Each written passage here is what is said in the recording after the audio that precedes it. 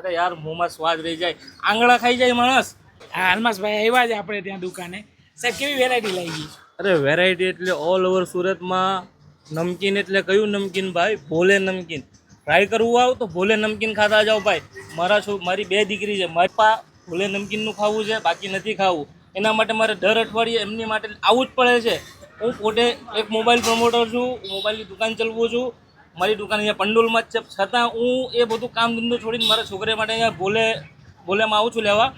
એટલી સરસ આઈટમો મળે છે, માવા ચીકી, ગાંઠિયા, આહા એ લોકોની સોયા સ્ટીક, આહા. અરે યાર મોંમાં સ્વાદ રહી જાય, આંગળા ખાઈ જાય માણસ.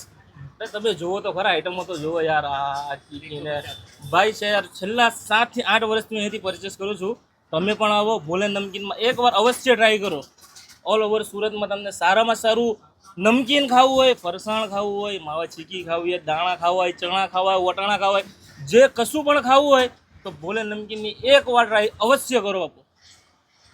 થેન્ક યુ સાહેબ, એટલો બધો પ્રેમ આપવા માટે.